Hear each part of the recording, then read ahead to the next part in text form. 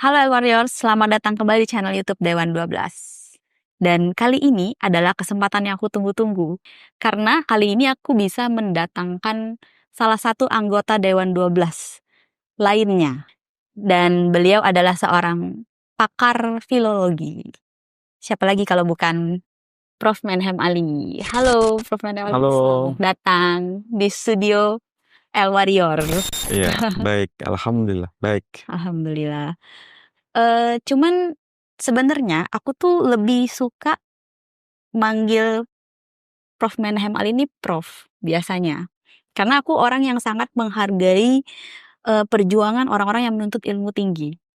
Tapi karena Prof. Menhem Ali orangnya sangat sederhana, minta dipanggil Pak aja.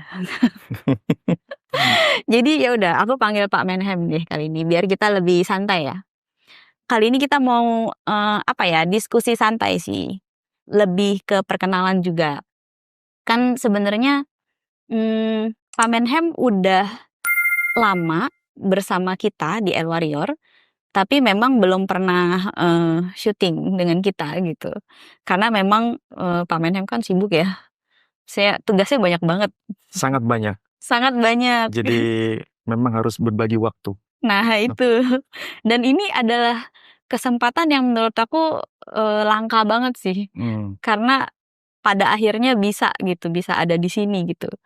Di studionya El Warrior. Dan kalau misalnya aku mau nanya nih Pak Menhem, kan udah lama nih kita sering ketemu sebenarnya. Pak Menhem juga sering datang ke base campnya El Warrior, bahkan sampai ya berdiskusi sampai tengah malam dan menginap di sini juga gitu. Gimana nih tingkat kenyamanannya? Ya, kalau saya perhatikan, El Warrior itu merupakan sebuah komunitas yang hadir di tengah-tengah berbagai keragaman untuk menjadi jawaban bagi generasi Gen Z. Gen Z. Ya, saya sebut Gen Z, iya. berarti ini generasi era yang sudah melampaui batas era milenial. Generasi sekarang ini sudah disebut sebagai generasi Gen Z, yang menuntut pertanggungjawaban, bukan sekedar percaya, tapi ada pemahaman dalam konteks akademik. Itulah yang saya ingin share kepada para netizen juga, bahwa komunitas El Warrior ini sangat peduli dengan kajian-kajian atau riset. Iya. Dan juga sangat welcome untuk menerima keragaman itu. Makanya kalau kita lihat ya, komunitas El Warrior itu bukan hanya satu agama. Ya. Tapi ada pemeluk berbagai agama bergabung dalam satu komunitas yang disebut El Warrior. Ya. Tetapi masing-masing penganut agama itu tidak mengintervensi satu dengan yang lain, tapi justru saling berbagi. Iya, kita saling Sehingga di sini share. kita lihat ya, ada yang Katolik, ada yang Protestan, ada yang Buddha, ada yang Muslim, ada yang macam-macam deh kalau kita lihat. Tetapi justru saling berbagi, bukan hanya berbagi pengalaman spiritual, tapi juga berbagi pengalaman bagaimana agama itu bisa dipelajari secara akademik. Dan nanti kita bisa lihat, kalau diumpamakan, ini saya pakai perumpamaan saja supaya bisa dipahami secara komprehensif. Agama-agama yang ada di sekitar kita itu ibaratnya sama dengan ruang privasi. Dalam arti ini ada kamar A, ada kamar B, ada kamar C.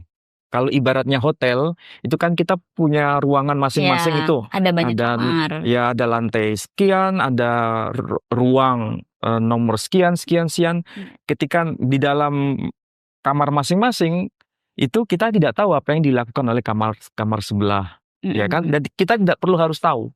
Tetapi ketika sudah berada di lobi, kita kan bisa bersama-sama diskusi beragam informasi, ya kan? Jadi kita tahu batasnya, mana yang ini bagian dari ruang privasi yang private, mana yang ini merupakan ruang publik. Ruang untuk berdiskusi bersama. Ruang untuk berdiskusi bersama. Dan kita istilahnya jadi punya meeting point, ya ruang tamunya gitu. Ruang tamu. Dan itu adalah salah satu sistem di L-Warrior juga. Jadi di L-Warrior sendiri kan memang wadah kenapa kita beragam, karena supaya kita bisa sama-sama berdiskusi dan mencari, kadang-kadang kita mencari kesamaan juga, walaupun berbeda, tapi kita tetap mencoba mencari sumber yang sama, gitu. Dan kalau misalkan menurut Pak Menhem nih, di L-Warrior sendiri selama Pak Menhem berdiskusi gitu, kita kan lebih sering kayak ngebahas kitab suci ya kalau sama Pak Menhem gitu. Menurut Pak Menhem bagaimana dengan anggota Dewan 12 sendiri gitu pada saat berdiskusi tentang kitab suci gitu? Ya, kalau berdiskusi mengenai keragaman kitab suci itu kita semakin asik sebetulnya. Karena kita mendapatkan informasi begitu lengkap, begitu detail, bahkan keragaman itu memang sebuah keniscayaan. Misal, kita ambil contoh, tidak mungkin namanya agama itu tidak punya kitab suci. Betul nggak? Betul. Agama itu pasti punya kitab suci. Iya, punya. Nah, kitab suci itu pasti berupa teks yang bisa kita baca, kita bisa lihat, kemudian kita bisa hafal, dan lain sebagainya. Tetapi ingat, ketika teks itu dibaca, kemudian disuarakan, itu kan ekspresi dari bahasa tertentu. Ya kan? Misalnya kalau kita baca kitab Suci Weda, kitab saudara kita penganut agama Hindu, itu kan ditulis dalam bahasa Sangsekerta, ya kan? Nah, bahasa Sangsekerta itu sendiri kita bisa pelajari sebetulnya, lepas dari agama apapun yang kita punya. Jadi bukan berarti seorang Kristen tidak boleh belajar bahasa Sangsekerta, karena bahasa Sangsekerta itu adalah bahasa suci dari kitab Suci Weda. Kan ini harus jelas bahwa ada pembeda mana kitab suci, agama tertentu, dan apa yang dimaksud dengan bahasa itu menjadi netral. Sama dengan kalau misalnya orang Yahudi itu kan punya kitab suci yang namanya Tanakh. Atau yang disebut Torah, Nevi'im, Ketuvim. Kalau saudara kita kaum Kristen menyebutnya itu kitab suci perjanjian lama. Itu kan aslinya ditulis dalam bahasa Hebrew atau bahasa Ibrani. Ya kan? Nah, bahasa Ibrani itu tidak harus dipelajari oleh mereka yang berasal dari Israel, atau yang mereka ini adalah orang-orang Bani Israel. Orang Kristen pun boleh belajar bahasa Ibrani. Orang Hindu pun boleh belajar bahasa Ibrani, orang Buddhis pun boleh belajar bahasa Ibrani, karena bahasa itu netral. Nah, dari sinilah kita tahu batasnya, mana yang ini kitab suci, mana ini yang bahasa. Tapi antara kitab suci dan bahasa itu bisa ada sinergi. Sehingga kalau misalnya ini, kalau ada orang mengatakan salam, itu kan bahasa Arab ya. Tapi kalau bahasa Ibrani kan jadi shalom. Tapi kalau dipelajari itu artinya damai sejahtera. Dan di bahasa Arab assalamualaikum. Ya, di kalangan Muslim ada assalamualaikum. Di kalangan tradisi Ibrani atau di gereja kan biasa itu mengucapkan shalom aleichem. Kalau diterjemahkan tuh artinya damai sejahtera bagi saudara-saudara sekalian. Salam sejahtera. Ya, makanya salam itu damai sejahtera. Shalom, damai sejahtera. Dalam bahasa Chinese ada istilah apa itu? Yang kita sebut sancai. Ketika di dalam tempat ibadah mereka selalu mengucapkan sancai. Apa makna sancai? Damai sejahtera. Saudara kita Hindu misalnya di pura, mereka biasa mengucapkan Om Santi, Santi, Santi, Om. Apa makna Santi dalam bahasa Sangsekerta? Damai sejahtera.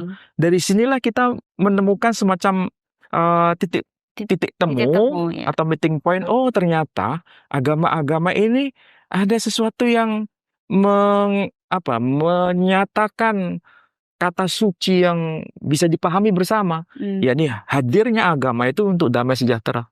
Setuju banget. Iya kan? Jadi memang Pak Menhem sendiri merasa nyaman di El Warrior karena diskusi-diskusi kita terkait keberagaman itu. Iya, betul. Dan bukan berarti di El Warrior itu mencampur adukan agama, bukan. Justru kita di sini itu mempelajari, saling mempelajari supaya kita semakin memahami sumber-sumber yang ada. Kan orang-orang yang di sini tuh memang orang-orang yang tadi seperti Pak Menhem bilang Gen Z, orang-orang yang kritis. Betul, ya. Kritisnya luar biasa kritis, semua dipertanyakan gitu. Cuman kan di sini kita juga selain mempertanyakan semuanya, kita enggak yang cuman udah tahu ya udah gitu, tapi justru dengan kita tahu, kita memahami, kesadaran kita meningkat, kita semakin tahu harus bagaimana menjadi orang yang bermanfaat gitu. Dari kitab suci dan agama yang kita pelajari, ujung-ujungnya apa sih?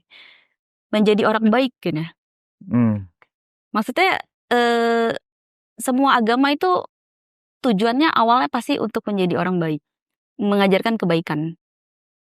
Dan di situ kita mencari meeting point untuk supaya kita itu tidak mengkotak-kotakan juga.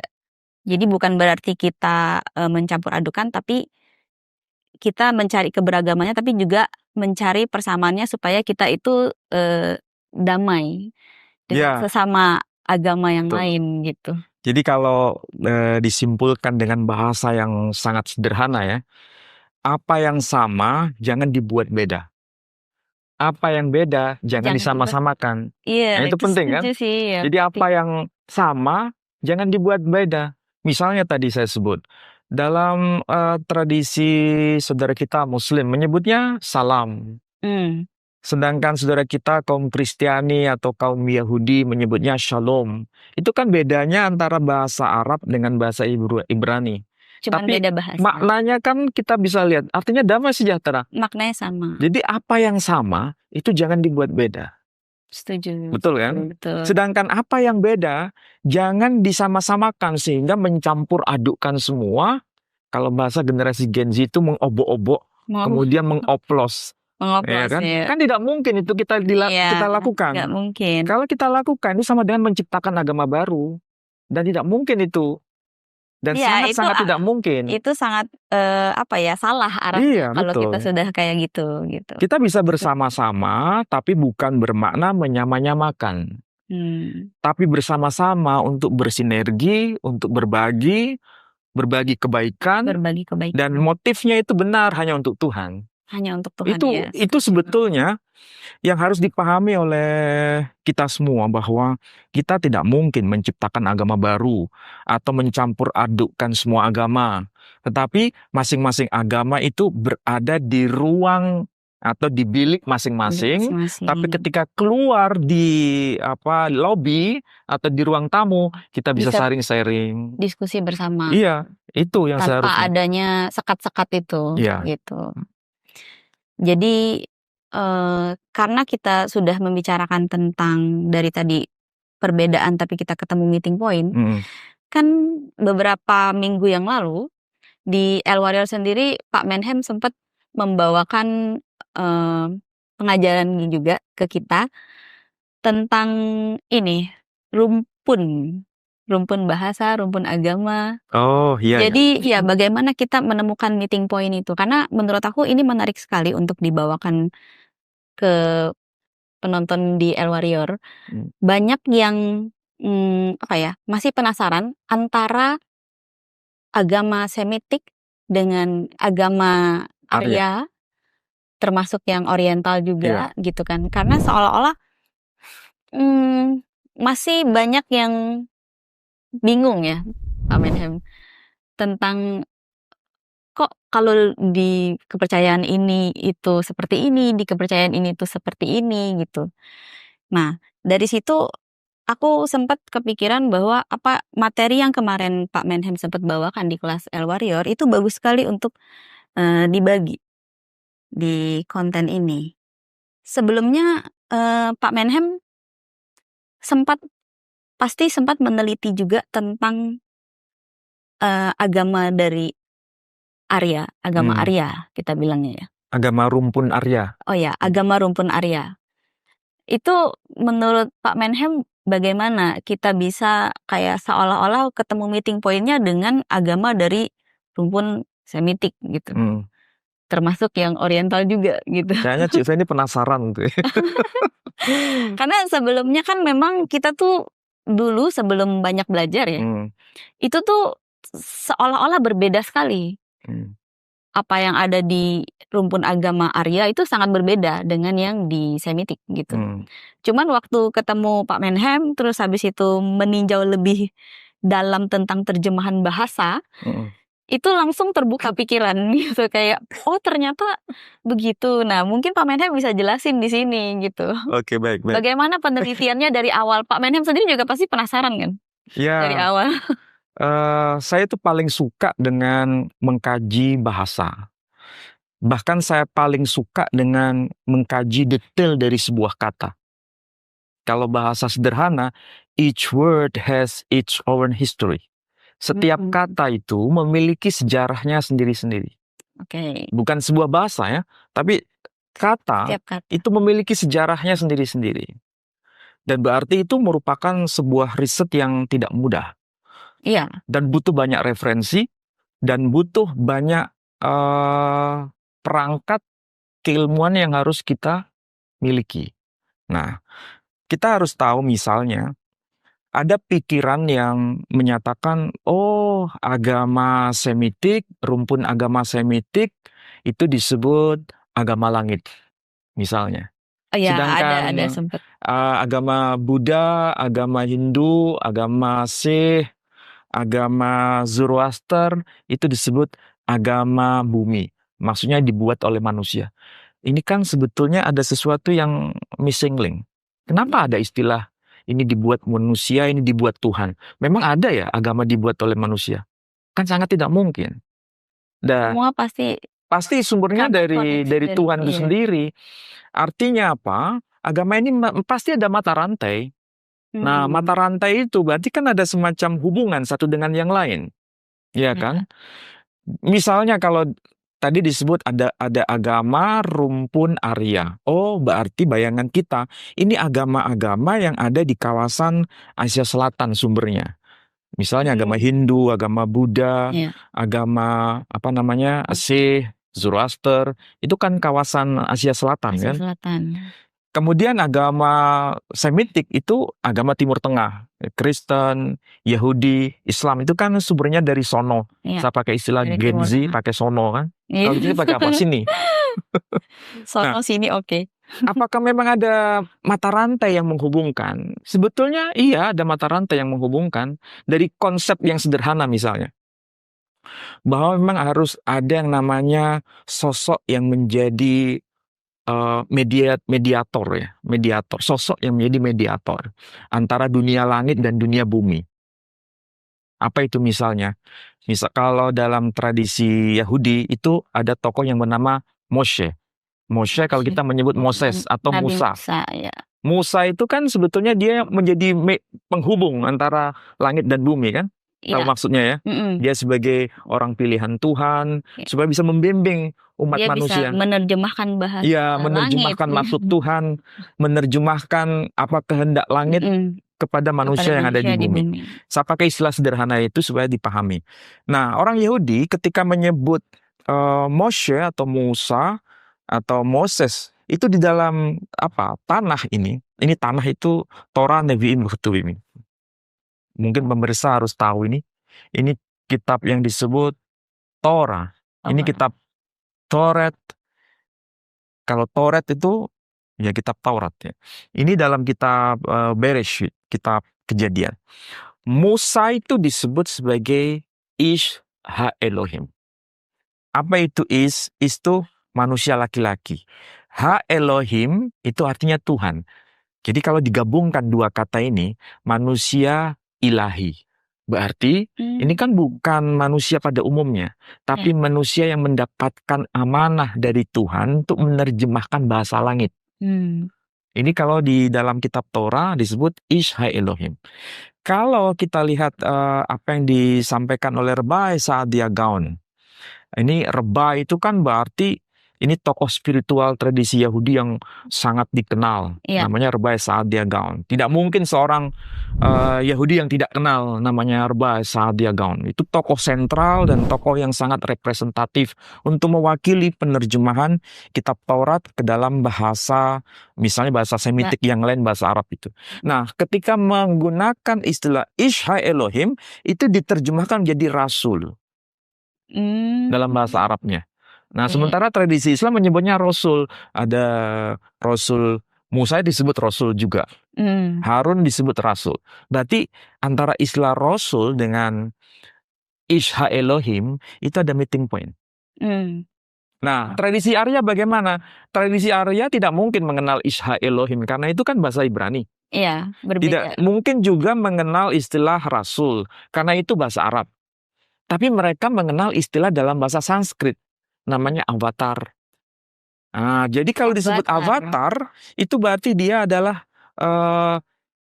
sosok yang mewakili bahasa langit turun ke bumi dalam rangka membimbing manusia. Makanya kalau Sri Krishna, itu salah satu di antara beberapa avatar. Ini agak beda dengan avatar yang di film Jepang itu ya. Beda. Ini karena dinovelkan, jadi ada semacam adopsi ya. Nah, kita kembali ke soal istilah avatar tadi. Krishna atau Sri Krishna itu avatar, salah satu avatar. Makanya dia datang itu untuk memberitakan kebenaran, melindungi orang-orang yang saleh, dan sekaligus menghancurkan kejahatan. Makanya dia berkata dalam kitab Bhagavad Gita itu dengan kata-kata yang tegas kepada Arjuna. Yada yadahi dharmasya glanir bhavati bharata abhyutanam adharmasya tadat manam sejamiyaham paratranaya sadunam wanasaya chadiskritam dharmasam panartaya sambawami yuge yuge. Itu kira-kira bukan bahasa Mandarin loh itu. Iya, ya, itu bukan bahasa Mandarin. Itu juga bukan bahasa Ibrani. Iya. Itu juga bukan bahasa Arab, tapi itu bahasa Sanskerta. Iya. Bahasa tertua. Iya, ini bahasa Sanskerta itu kayak gitu.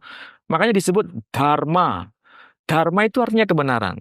Yada yada hitarmasya glanir bhavati bharata. Intinya ketika sebuah dharma, kebenaran itu sudah mulai meluntur. Apa itu meluntur? Sudah mulai lambat laun itu menghilang. Iya. Kemudian ketidakbenaran adharma itu semakin merajalela, maka Tuhan tidak akan membiarkan itu.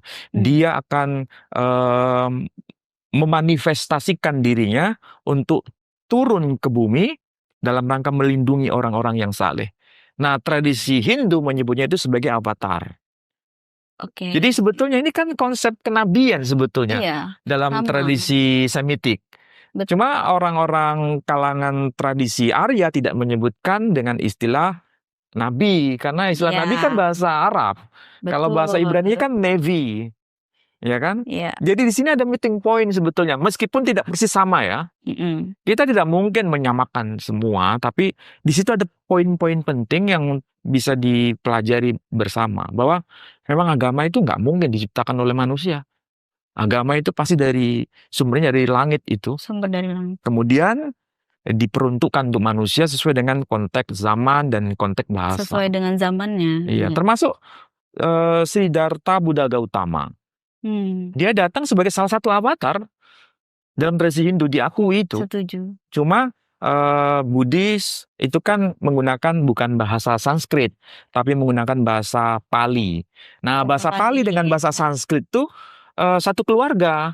Satu rumpun. Satu rumpun. Makanya kalau orang Hindu bahasa Sanskrit atau Sanskerta menyebut kebenaran itu dengan istilah dharma. Sementara orang Buddhis itu menyebutnya dhamma. Bukan dharma, tapi dhamma. Nah, ketika masuk ke dalam tradisi Jepang, nah orang Jepang itu kan tidak mungkin menggunakan istilah atau kata tanpa ada vokal, mesti ada konsonan. Ketika kata dharma masuk ke dalam tradisi Jepang, menjadi daruma. Daruma. Itu salah satu contoh. Makanya kalau pensil kan orang Jepang nggak mungkin mengatakan pensil, tapi pensiru. Hotel Hoteru. Itu fakta real bahwa kita melakukan pendekatan kebahasaan itu dalam rangka mencari simpul-simpul itu. Ya kan? Ketemu semua nanti. Kalau kita pelajari bisa ketemu semua. Termasuk yang kemarin Pak Menhem juga sempat menyebutkan ini waktu tentang tinjauan agama Hindu di kitab Rigveda, ya. Ada istilah-istilah yang aku suka banget dengan penjelasan Pak Menhem tentang istilah-istilah yang Indram, Mitram, Varunam, Agnim gitu.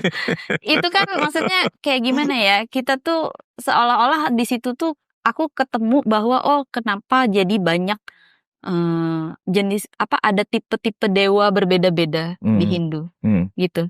Nah, itu Pak Menhem bisa jelasin lagi nggak tentang apa ya? Itu adalah sebenarnya atribut-atribut Tuhan gitu. Cuman memang waktu di bahasa Sanskrit itu kedengarannya memang kayak berbeda gitu. Tapi sebenarnya itu nama-nama Tuhan semua gitu. Kalau kita mulai penjelasan dari pendekatan bahasa itu akan lebih menarik. Karena apa? Tradisi rumpun Arya, misalnya agama Hindu, itu kan menggunakan bahasa Sanskerta atau bahasa Sanskrit, itu sebetulnya mengenal adanya konsep Tuhan yang satu.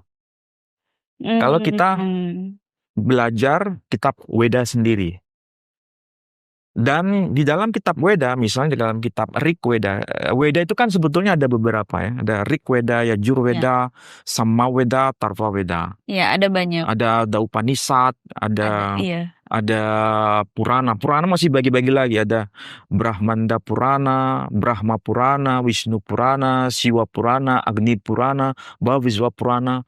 Nah, itu kan bahasa Sanskrit semua itu. Betul. Ditulis dalam bahasa itu. Nah, ada disebutkan nama dewa-dewa. Ada Dewa Agni, Dewa Mitra, Dewa Indra. Termasuk dalam kitab Rigveda itu sendiri disebutkan Indram, Mitram, Varunam, Agnim, Ahur. Ada Dewa Indra, ada Dewa Mitra, ada Dewa Agni dan lain sebagainya. Tapi ada penjelasan di situ. Aham Eka Brahman. Aku Tuhan itu Eka. Eka itu artinya satu. Tapi Tuhan yang satu itu dikenalkan dalam berbagai nama. Itu merupakan saharsa nama-nama Tuhan yang indah. Jadi nama-nama Tuhan yang indah itu, ya tentu saja bahasa Sanskerta ya, dimanifestasikan dalam wujud gambar, dalam wujud patung. Itu nama-nama Tuhan sebetulnya. Dimanifestasikan itu artinya dibuatkan dalam bentuk gambar atau dalam bentuk patung. Kemudian itu mewakili salah satu atribut dari Tuhan. Misalnya Dewa Brahma itu artinya kan Brahma yang mencipta, sang pencipta. Wisnu arti harfiahnya yang memelihara. Siwa arti harfiahnya yang melebur. Nah, ini sebetulnya hanya personifikasi. Nah, personifikasi itu artinya berarti diwujudkan dalam bentuk gambar atau patung. Jadi dalam tradisi Hindu itu bersifat longgar. Longgar untuk diperbolehkan lah. Ya, diperbolehkan untuk memanifestasikan dalam bentuk sesuatu yang materi tadi. Nah, tradisi Timur Tengah tidak bersifat longgar, sangat ketat. Harus nggak boleh. Nggak boleh ada. Makanya nama Tuhan. Tuhan itu kan dalam tradisi Yahudi, tradisi Kristen, tradisi Islam yang Timur Tengah itu kan Tuhan itu kan konsepnya satu. Satu ya. Tapi Tuhan itu punya nama-nama yang indah, nama-nama yang banyak, ya kan? Ada El Gibor, ya kan? Dalam bahasa Ibrani kan mengenal itu. Ada El Rafa. Kalau El Gibor itu Tuhan yang Maha Perkasa. Makanya nanti muncul nama seorang malaikat yang bernama Gabriel. Ya kan? Arti harfiahnya Tuhan yang Maha Perkasa. Tapi bukan berarti Gabriel Tuhan ya, bukan. Bukan. Tapi ini makhluk Tuhan yang diciptakan Tuhan, tapi menyandang nama kebesaran Tuhan. Makanya disebut Gabriel. Nah, dalam bahasa Arab, saudara kita Muslim menyebutnya bukan sebagai Gabriel, tapi sebagai Jabroil atau Jibril, ya kan?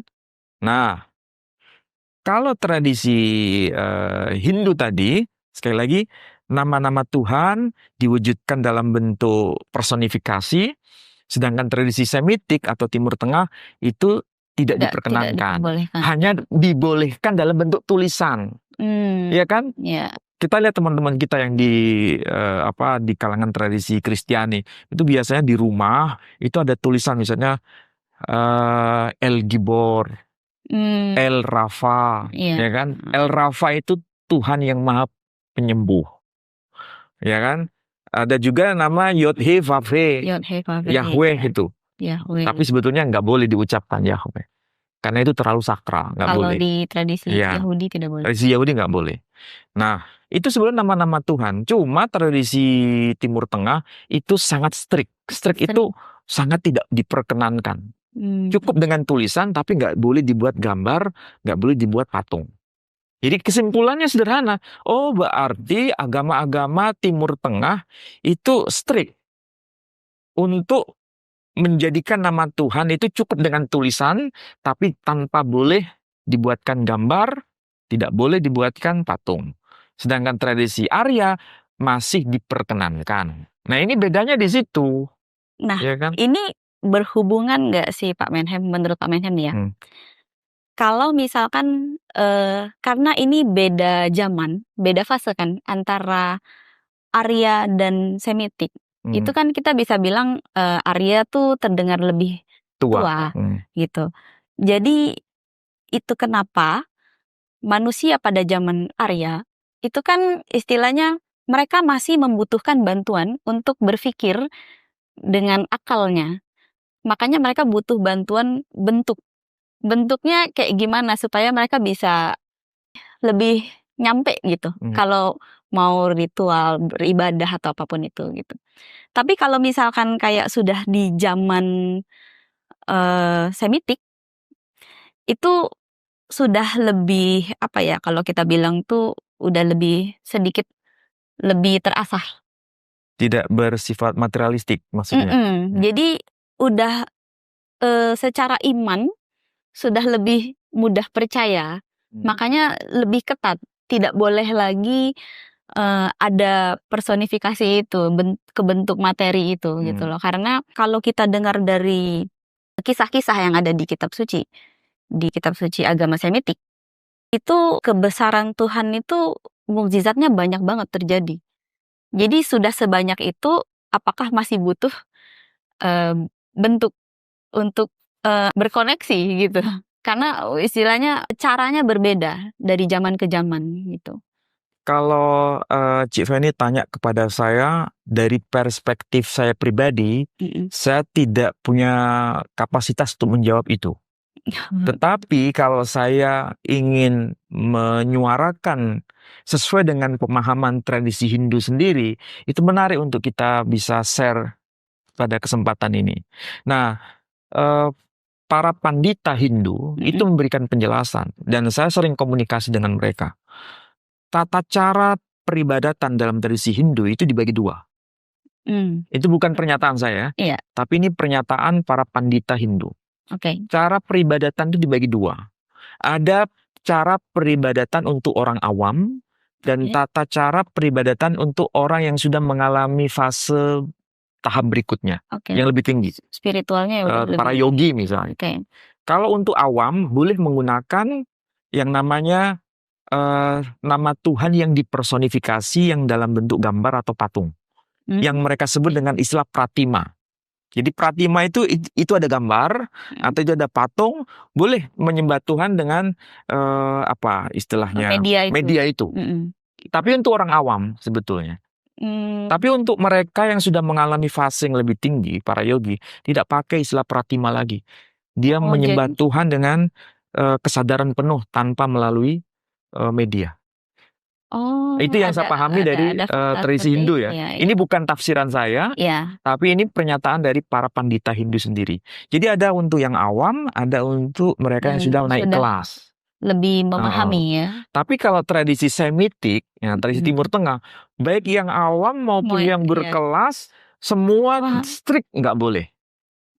Kecuali hanya tulisan saja. Jadi kalau kita mengenal Tuhan, Tuhan Maha Penyembuh, misalnya kita sakit gitu ya, yang kita bisa lihat El Rafa, Tuhan yang Maha Menyembuh. Hanya melihat tulisan itu aja, nggak lihat bagaimana bentuknya, bagaimana gambarnya, bagaimana patungnya, kita nggak bisa. Tidak perlu, dan karena tidak boleh memang. Tidak boleh. Kalau tradisi Semitik tidak boleh. Jadi ada yang longgar, ada yang strict. Nah masalahnya kita nggak boleh kan memaksa orang, kamu harus begini, kamu harus begitu. Kita itu nggak pilihan. bisa.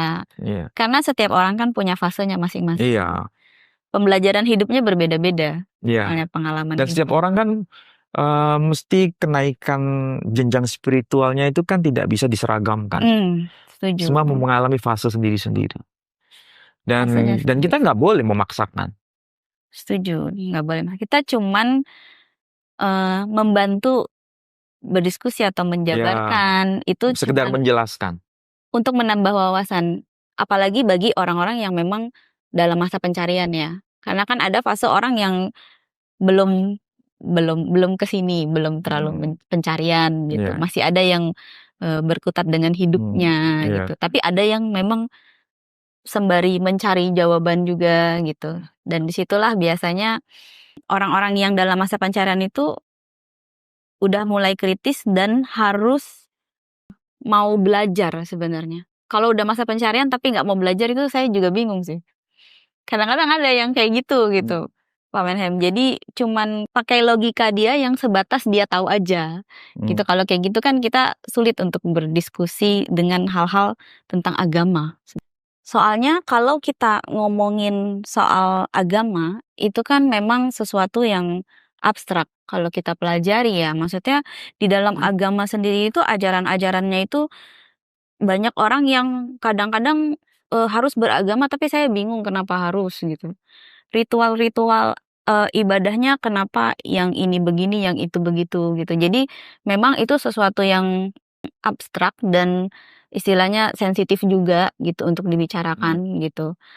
Sedangkan di sini kita dengan mempelajari bahasa aja sebagai medianya untuk memahami, itu jadi sangat lebih mudah untuk memahami sih. Dan bisa wise dengan keragaman. Nah itu, jadi lebih bijak juga kan. Yang tadinya kita nggak tahu, karena kita tahu,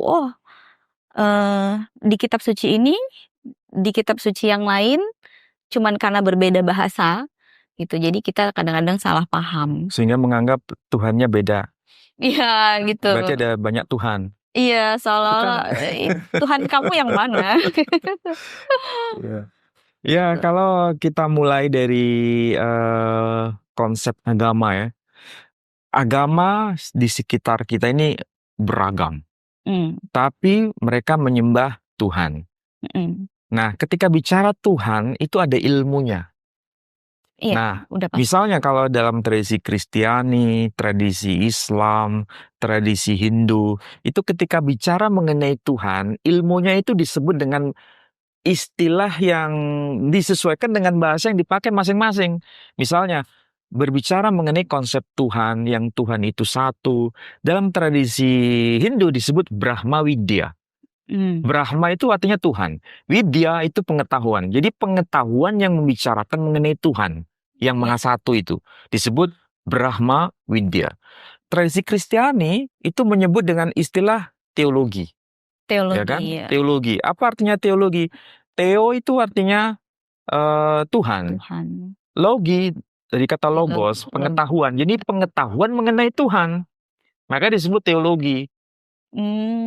Sedangkan di Islam itu menyebutnya ilmu kalam. Ilmu kalam. Tapi itu berkaitan dengan ilmu yang berbicara mengenai Tuhan.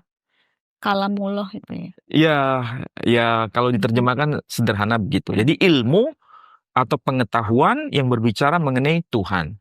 Dan tadi sudah saya berikan informasi bahwa tradisi Hindu itu sebetulnya konsep Tuhan itu satu, konsepnya. Makanya disebut Aham Eka Brahman. Aku Brahman itu satu tunggal. Sebenarnya. Tapi dia dikenal dalam berbagai nama. Ada Indra, ada Varuna, dan lain sebagainya. Nah, termasuk istilah Indra, itu kan arti harfiahnya dewa petir. Iya, Indra. petir. Nah, dalam bahasa Inggris jadi thunder. Thunder itu petir.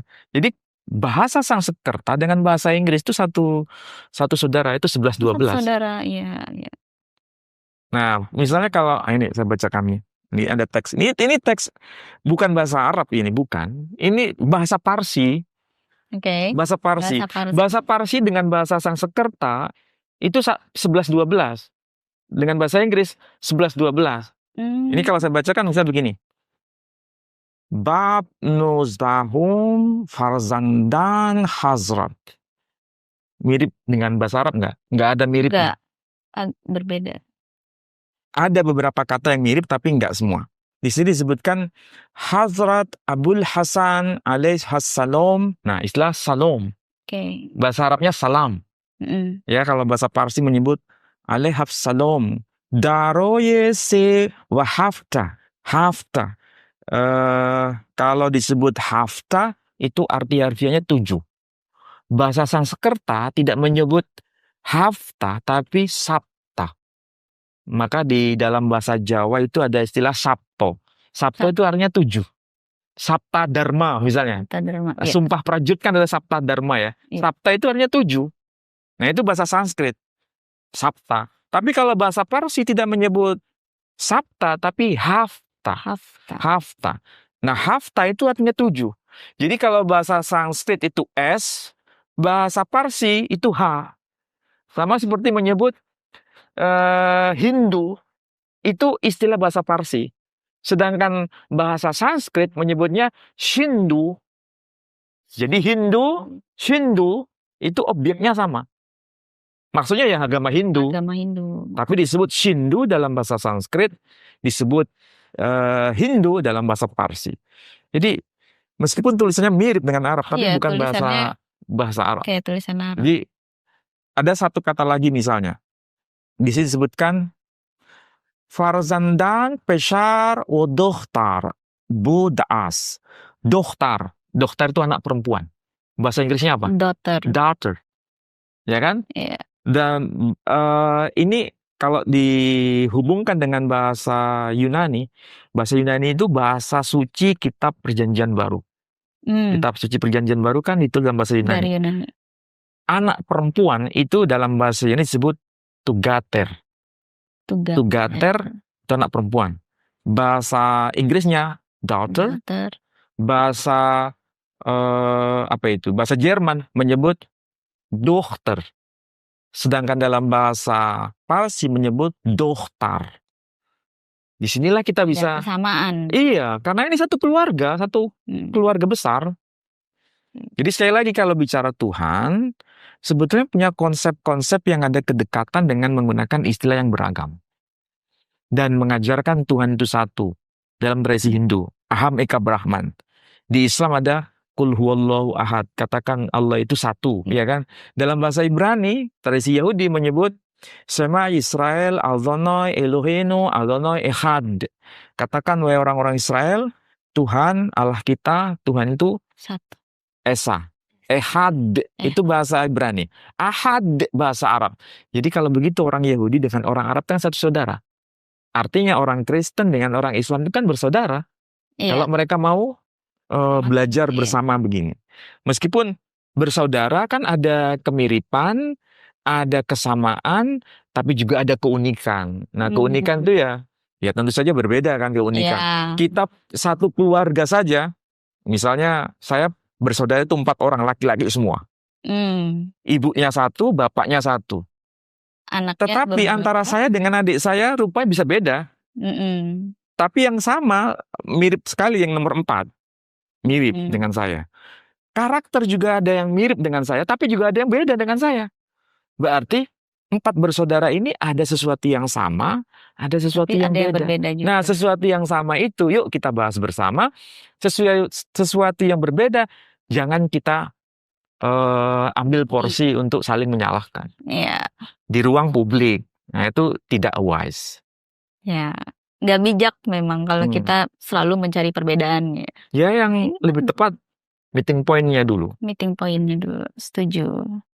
Nah, kalau masuk ke bagian rumpun agama Oriental, Pak Menhem, itu secara bahasa juga pasti ada pengaruhnya.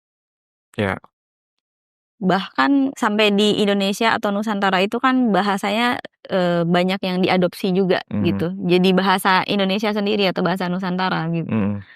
Itu menurut Pak Menhem gimana? Kalau kayak kata-kata sembahyang atau... Oh, ya. Ya, jadi begini. Tadi kita sudah diskusi bagaimana adanya semacam meeting point antara tradisi agama-agama Semitik dengan agama-agama rumpun Arya. Ya, Hindu, kemudian dengan Islam, dengan Kristen, dengan Yahudi. Itu kan bagian dari contoh meeting point antara Timur Tengah atau Semitik dengan Arya. Nah, bagaimana dengan agama Konghucu, agama Tao, kemudian agama Shinto?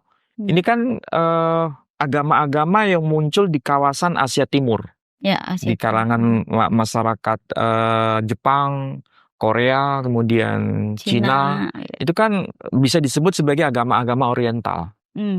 Nah, tentu saja basisnya ya otomatis bahasa-bahasa yang memiliki kedekatan. Dari sisi tulisan saja antara bahasa Mandarin dengan bahasa Jepang dengan bahasa Korea itu kan mirip huruf-hurufnya. Iya, nah, itu kanji. Iya, berarti itu berasal dari sumber yang satu. Ya. Nah, sementara kita tahu ada agama Konghucu, ada agama Tao. Ini pasti dari sumber yang sama. Hanya saja itu konteks zamannya pada masa itu, ya kan? Jadi kalau kita pernah baca yang namanya kitab Shushi, itu kitab suci agama Konghucu, yang merupakan bagian dari apa yang dulu disabdakan oleh Nabi Konghucu. Kebetulan saya punya di rumah kitab agama Konghucu yang pakai terjemahan bahasa Indonesia. Itu disebutkan Nabi Konghucu bersabda. Nah, menarik kan? Oh gitu ya? Iya. Di kitab itu ada betul, iya. Nabi Konghucu bersabda. Artinya itu memang dikeluarkan oleh Matakin. Matakin itu majelis tinggi agama Konghucu. Disebutkan Nabi Konghucu bersabda, bla bla bla, begitu. ABCD gitu deh. Disebutkan itu, artinya apa? Konghucu atau Konghucu itu bukan seorang filosof semata-mata, tapi dia diakui sebagai tokoh spiritual atau sebagai nabi dalam tradisi agama Konghucu. Nah, sekarang di Indonesia Konghucu kan menjadi agama. Menjadi salah satu agama di antara 6 agama resmi. Nah, otomatis bahasanya pakai bahasa Mandarin, ya kan? Nah, ketika menyebut Tuhan itu menggunakan simbol, kalau Ron itu kan cuma 2 goresan gini kan, Ron. Manusia. Orang. Tapi kalau dikasih tanda shred 1 di atas, itu jadi ta. Kalau ta 1, dia ta kan? Ta, ya, ta. Tapi kalau ditambah 1 goresan lagi di atas, jadi tien. Iya kan? Tien itu Tuhan. Sudah nggak ada yang menyamai lagi, sudah. Itu paling tinggi sudah. Tien. Tuhan. Atau diterjemahkan langit atau surga. Jadi saudara kita kaum Konghucu juga mengenal konsep Tuhan itu ya satu itu. Tapi juga mereka mengenal juga dewa-dewa. Itu tadi sama seperti manifestasi nama-nama Tuhan. Rumpun Arya tadi. Jadi Tien. Disebutnya tuh Tien Kung. Tien Kung? Iya. Apa itu artinya? Tien Kung itu kayak dewa langit. Dewa langit. Iya. Maksudnya di keluarga saya juga ada yang Konghucu. Itu tradisinya begitu. Maksudnya kalau misalnya ritual ibadahnya sebelum ke dewa-dewa yang lain, itu ke yang paling tinggi dulu, Tien Kung. Iya, ke langit jadinya. Gitu. Jadi dewa sebagai penguasa langit. Jadi kayak yang ke sana dulu tuh, itu yang utama. Nanti sisanya baru ke dewa yang lain. Itu yang paling tunggal tingginya, kan? Paling tinggi. Iya, paling tinggi. Itu sebetulnya ada meeting point dengan tradisi Semitik. Karena Tuhan itu diibaratkan dia punya singgahsana di tempat yang tertinggi. Yang paling tinggi. Makanya ketika Yesus Kristus mengatakan Bapa kami yang di surga, ya kan? Itu kan terjemahan bahasa Indonesia itu.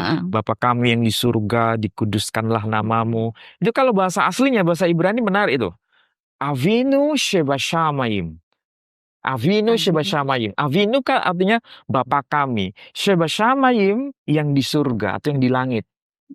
Shemayim itu artinya langit. Artinya atau bermakna surga. Sedangkan dalam tradisi Islam juga Tuhan tuh bersemayam di singgasana yang disebut langit atau surga itu. Sama. Jadi sebetulnya ada meeting point kan semua ini. Hanya bahasa yang dipakai itu beda. Berbeda. Caranya juga berbeda. Cara beda. Nah, kalau dalam tradisi Cina atau tradisi Mandarin mengenal Tuhan dengan sebutan Tian, nah ketika masuk ke Indonesia bahasa Mandarin juga kita adopsi. Misalnya kalau di bahasa aslinya itu Xiaocie. Xiaocie itu kan kakak perempuan. Kalau di Indonesia kan lebih banyak menggunakan istilah Cece. Ya makanya saya panggil Cik Feni, Cece gitu. Kalau bahasa Jakarta jadi Cici. Kalau orang yang sudah berusia atau dia lebih senior menyebutnya Taci kalau di Surabaya. Oh ya, Taci. Padahal aslinya kan bukan Taci tapi Taci. Ya kan? Itu yang paling besar. Itu artinya yang paling besar, kakak perempuan yang paling besar. Ya kan? Di situ ada perubahan. Nah, konsep dalam tradisi Sunda, orang Sunda nih sama orang Jawa menyebut Tuhan itu masih kita lestarikan dengan bahasa kita sekarang. Apa itu? Sembahyang. Artinya apa? Menyembah Hyang. Hyang itu artinya Tuhan. Jadi sebelum agama-agama yang kita jumpai sekarang itu beragam, orang asli kita, orang Indonesia ini, orang Sunda terutama, misalnya orang Jawa, ada konsep Tuhan juga, tapi disebut Hyang. Hyang itu artinya Tuhan yang maha tinggi. Makanya kita pakai istilah sembahyang. Mau sembahyang kemana? Mau sembahyang di gereja. Yang satu mana? Mau sembahyang ke masjid. Iya juga ya kita ngomongin sembahyang. Iya kan? Maksudnya itu. Mau kemana? Mau sembahyang ke pura. Berarti hyang itu kita pakai semua istilah sembahyang, iya. Kita mau sembah Tuhan di mana? Iya, gitu kan? Ya, cuman. Nah kalau dari sisi itu orang semua pasti akan sadar. Oh iya, memang kita punya sumber yang satu. Tapi kita punya keunikan masing-masing. Dan keunikan itu nggak perlu dicampur aduk. Nggak perlu. Iya justru kan? itu justru menjadi kekayaan perspektif keberagaman kita. Yang indah justru di mata betul. Tuhan. Biarkan, seperti yang tadi saya katakan, biarkan yang sama, jangan coba-coba untuk dibedakan. Tapi biarkan yang beda-beda, jangan dibuat sama. Karena kalau kita sudah melanggar aturan itu, kita menciptakan sesuatu yang baru yang tidak diizinkan Tuhan. Setuju, ya kan? Setuju. Karena Tuhan nggak mengendaki itu, karena agama nggak mungkin kita ciptakan, agama nggak mungkin kita buat, agama nggak mungkin kita kreasi. Ketika kita mengkreasi agama, sang iblisnya akan mengsabotase itu. Waduh, udah ngomongin iblis nih, iblis sabotase. Ini Pak Mehe mulai menggunakan kosakata itu sejak mengenal El Warrior. Jadi intinya memang kita harus itu tadi memahami sesuatu itu komprehensif, jangan parsial sehingga kita ada kecurigaan, ada saling membenci, ada saling istilahnya tidak peduli, sehingga ketika kita melakukan kebaikan kepada setiap orang, itu nggak mungkin kita tanya dulu, kamu agamanya apa? Kan nggak mungkin. Iya. Masa ada orang kecelakaan di jalan, kemudian kita biarkan gara-gara, kamu agamamu apa? Masa harus dijawab dulu? Kan nggak mungkin. Iya. Senyampang itu manusia, kita hormati dan kita bantu. Apapun agama dia. Setuju. Gitu Jadi kan? kita memang istilahnya tidak membeda-bedakan lah gitu. Kalau menolong ya udah. Itu tadi, jadi dalam tradisi kita juga ada istilah hyang.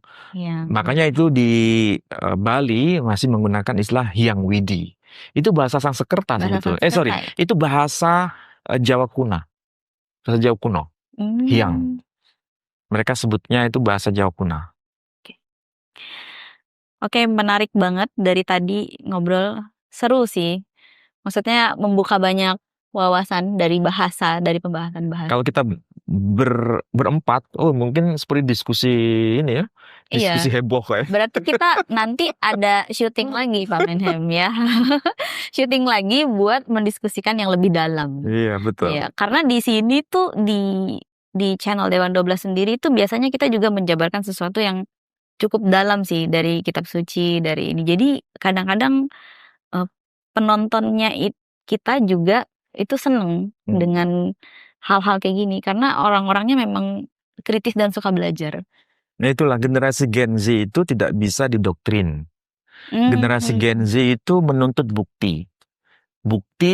Dan tidak bisa hanya ditakut-takuti kamu masuk neraka, kamu nanti dihukum gini. Tapi mereka menuntut bukti. Tapi Pak Menhem, kalau misalnya kita terlalu menuntut bukti, maksudnya mempertanyakan segala hal, dipertanyakan semua, tapi harus masuk logika gitu, logika siapa? Iya, iya, betul. Kadang-kadang itu sampai menurut observasi aku belakangan ini juga banyak orang yang saking kritisnya malah jadi meninggalkan agama. Ya itulah sebabnya harus tahu mana ini ranah rasional, ini masuk ranah irasional, atau masuk ranah suprarasional. Nah itu kan perlu ada diskusi yang intensif mengenai itu. Kan tidak mudah. Tidak mudah, tidak ya. Mudah. Karena kadang-kadang juga orang-orang itu harus mengalami dulu. Mengalami, kalau belum mengalami sulit untuk paham gitu. Apalagi ranah spiritual ya. Maksudnya spiritual itu kan mencakup sebenarnya termasuk supernatural itu termasuk ke spiritual bukan menurut Pak Menhem? Ya itu bisa diskusikan lebih lanjut. Karena maksudnya banyak juga orang yang mengalami hal-hal yang nggak bisa mereka jelaskan gitu dengan data atau dengan apapun itu gitu kan. Tetapi itu juga hal-hal yang membuat mereka bisa sadar akan adanya keberadaan Tuhan itu. Ya, makanya dalam tradisi akademik keberadaan yang maha tunggal itu disebut the ultimate being. Atau kita menyebutnya Tuhan dalam bahasa sederhana. Karena atau juga bisa disebut the unthinkable being. Makanya disebut the unthinkable being, artinya dia memang tidak melampaui batas rasionalitas kita. Tetapi masih bisa kita sentuh dengan nalar kita. Bukan berarti kita nggak mungkin bisa menyentuh sama sekali, bisa, tapi ada batas itu. Dan batas itu terlalu agung untuk dirasionalitaskan. Iya, kalau sudah masuk wilayah rasionalitas sulit untuk dijelaskan gitu, karena memang itu lebih cuman indera tertentu yang bisa merasakan, nggak semua indera kita bisa, tapi itu lebih ke merasakan sih, kalau keberadaan Tuhan itu gitu. Yaudah kalau gitu terima kasih banget Pak Menhem hari ini udah menjelaskan banyak ke kita. Aku senang banget akhirnya bisa bersama Pak Menhem di studio El Warrior. Dan juga ya sebenarnya intinya pertemuan Pak Menhem dengan El Warrior itu memang takdir yang menyatukan kita ya Pak Menhem. Sulit untuk kita jelaskan, cuman intinya orang-orang di El Warrior itu terkumpul memang karena ada saling frekuensi yang tarik-menarik lah gitu. Karena kita sama-sama pencarian, pengen belajar, terutama belajar pengetahuan tentang ketuhanan ini. Gitu. Makanya kita terkumpul di sini dan kita sama-sama orang-orang yang ingin berjuang. Pak Menhem juga berjuang kan. Berjuang untuk menebar kebaikan kepada siapapun, apapun latar belakangnya, dan kita tidak membeda-bedakan. Nah, itu dia. Itu perjuangan El Warrior. Kayak gitu. Dan semoga konten kali ini menambah wawasan kalian semua, kita semua juga, aku juga gitu. Dan terima kasih banget untuk Pak Menhem sudah bersedia hadir hari ini pulang ke Surabaya. Iya. Dan pagi-paginya masih sempat syuting untuk El Warrior gitu. Keren banget Pak Menhem. Terima kasih dan support kita terus, support channel Dewan 12 dengan kontribusi yang positif, energi yang positif. Dan subscribe, like, komen yang banyak. Semua fansnya Prof. Menhem Ali silakan komen yang banyak. Dan kita pamit dulu ya. Ya. Makasih, dadah. Dadah.